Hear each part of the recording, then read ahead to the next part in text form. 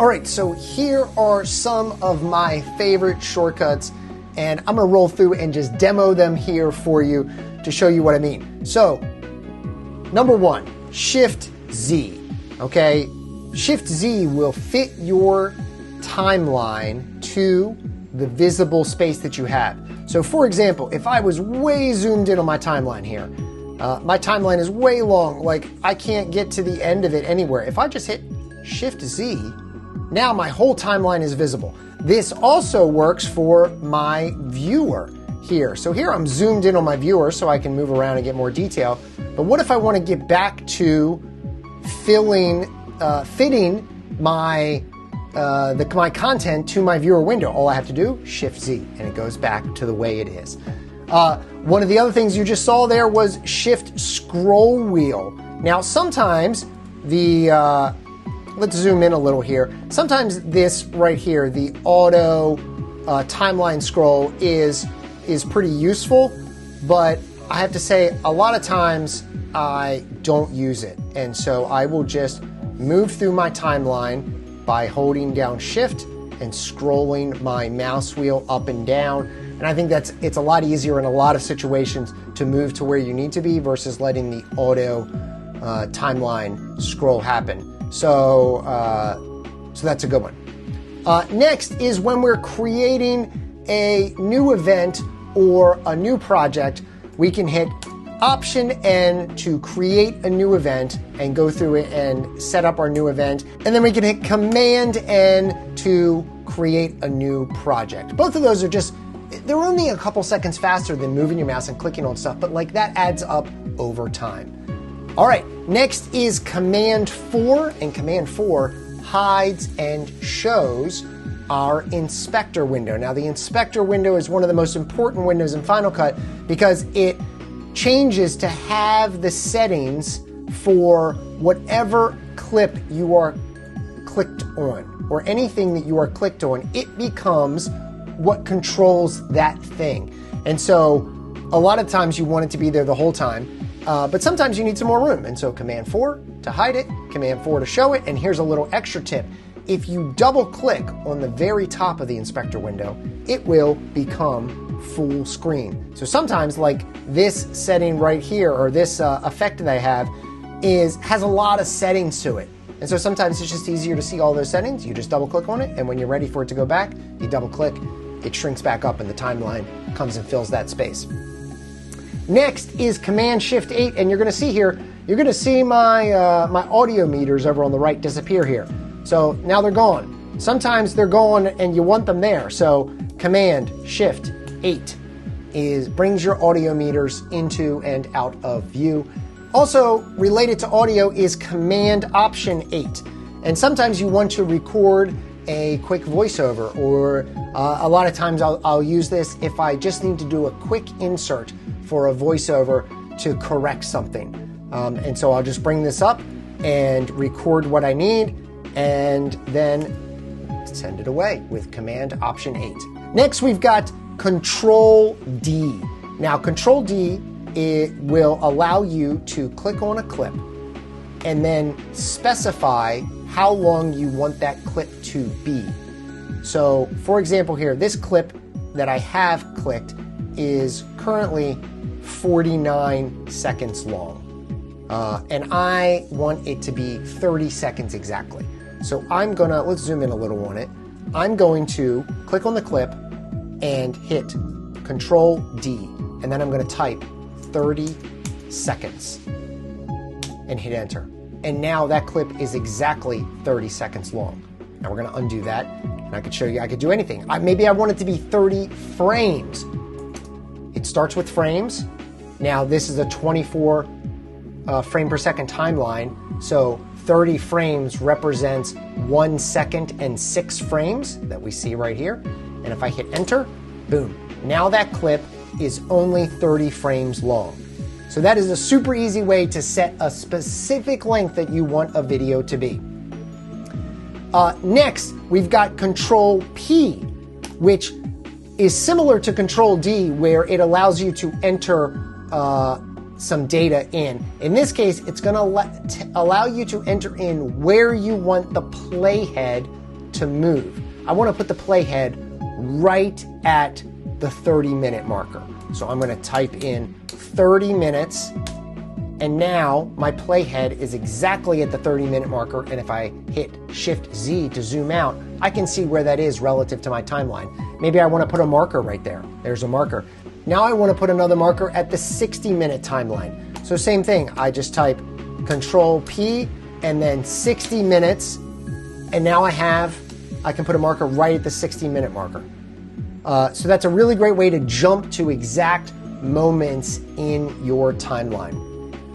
Next up are just the real simple Q, W, and E for inserting clips from your library into your timeline.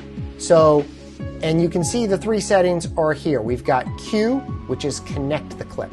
So there we go, we just connected that clip. Now we've got W, which is insert. So we have just inserted that clip into the primary storyline right here. We'll look at that again and just see what that looks like when we're zoomed out. So here's W, boom, it inserts it into the primary storyline. And then we've got E, which will append it to the end of the primary storyline. Okay, so those are three super useful shortcuts. And also, if you do Shift 1, Shift 2, or Shift 3, you can change what kind of clip comes in, whether you want the audio and the video together, you want only the audio, or you want only the video. So a lot of times if you're adding B-roll to your content, you might want only video if you don't need the audio from that B-roll clip, which is generally speaking the nature of B-roll. You've got A-roll under it that has audio. So a lot of times, yeah, you're going to be doing a video only connect edit with Q, and you're just going to pop it right there wherever your playhead is. So wherever the playhead is, so if I put my playhead all the way at the beginning, it connects at the beginning. If I put my playhead down here, it connects down here. Okay? So Q, W, E, super useful to work really fast. Next is, let's say I have my timeline here, and I've got this clip, but I want to find this clip in my library because I want to see if there's more to the clip that I can use. Shift plus F will locate that clip for me in the timeline. So actually, let me give you a better example. So next, let's say I have a clip that I've clicked on here, and I want to find that clip in my library because there's another section of that clip that I think I want to use. So if I click on a clip in the timeline, like this one here that I have selected, and I hit Shift F, it will locate that clip, and if that clip is a portion of another clip, it will show me which portion I have selected in the timeline. So I can see here, I have this whole portion here that's surrounded in yellow. That is what is selected down here. Let's click on this section. Oh, see, these are all from the same clip. So it's jumping to show me which part of the clip I'm using here. Let's look at this one. Changes to another one. So I have that portion selected. So very useful if you want to quickly find what you're looking for. Next is Option G. I use this all the time. I've got multiple clips and I want to create a compound clip. Option G allows me to do that, and then I can select my settings for that compound clip. Let's say I want to edit really quickly. You know, a lot of times you might edit by maybe you blade a clip and then you delete it or something. But let's say I want to cut this clip to right where my playhead is. I can put my playhead where I want the cut to be, and then I can hold down Option and hit either left bracket or right bracket. And you'll see here's my playhead. And what the bracket does with Option is it cuts the clip, it trims the clip to the playhead from the end of the clip relative to which bracket you selected. So if you selected Option left bracket, it trims the clip from the left end. So it is the same thing as doing this right here. grabbing the left end of the clip and dragging it to the playhead. Okay, but dragging something like that is way less precise than using a keyboard shortcut to hit a point where your playhead is, or maybe you put a marker, right? So your playhead will lock to the marker or snap to it when it comes by. So that's super useful, using a keyboard shortcut to cut that way. You can also use, like if you go click on the end of a clip, you can trim a clip one frame at a time with comma and period. Just one frame at a time. And they will move that to the left with comma and to the right with period.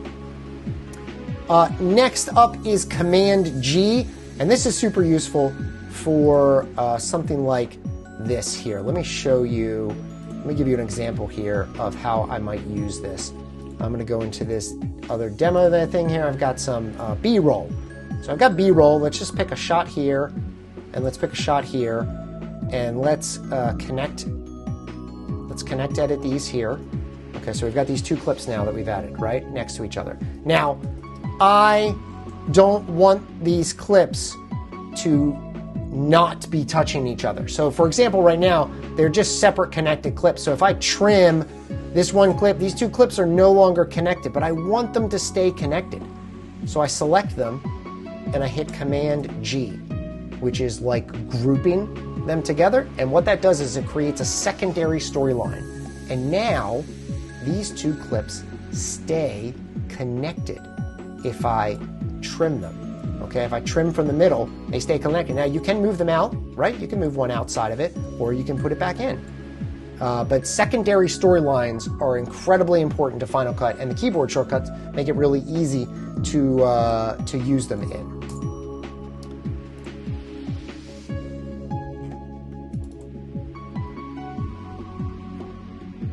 All right, next is Command R, and that allows you to speed something up or slow it down. So you can just grab something here at the end and speed it up. You can see the number increasing, or you can slow it down.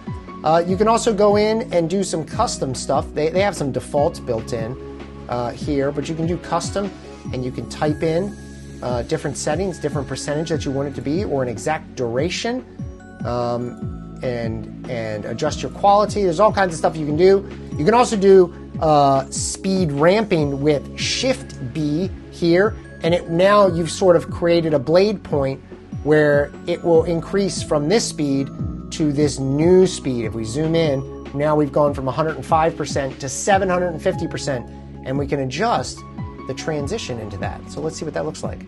It's going to go boom, and now it's going to start going much faster. It's slowly ramping up. And there we go. Let's make it even faster. It's too slow. Here we go. It's even faster. Right? So really easy to make those adjustments with Command R and then doing your speed ramping from there. Next up is Command 7, and that's going to show or hide your scopes. And I use scopes for all kinds of stuff. I always have 3 scopes up. I have RGB Parade, my vector scope, and a Luma waveform scope. And between those 3, that usually helps me with all of my color correction and grading. Sometimes I'll add something extra, but usually those 3 get me through. But Command 7 turns them on and off. Unfortunately, in Final Cut, your scopes can only show in your viewer window. I wish they could show somewhere else. I usually have my viewer window in a separate display, so it is bigger than you would see it here. I don't edit with my viewer in the main Final Cut UI typically, but Command 7 turns that on and off. And then next up, we've got Command Shift K. That is to create a new keyword collection. So keyword collection, we can call it, or that's what we'll call it. And then what I can do is take anything that should be in that keyword collection, and I can drag it and drop it into there. Or if I have that item selected, I can just hit Command K, and it'll pop up a list of current keywords assigned to it, and I can even add a new one. So I could say, this is also a B-roll shot. Now I have a B-roll collection. It created a new keyword collection, and it put that clip into it. So there's a really easy way to stay organized with keywords. And our last one is Command T, and that's just going to create a transition. You can set your default transition in Final Cut, but you see right there, that just created a crossfade. I just have a normal crossfade for this. Let's look at that again. So you just click on the edge of a clip, Command T, boom, I have a crossfade. And you can adjust what that default transition is. For me, it's just a simple crossfade, and that works pretty well.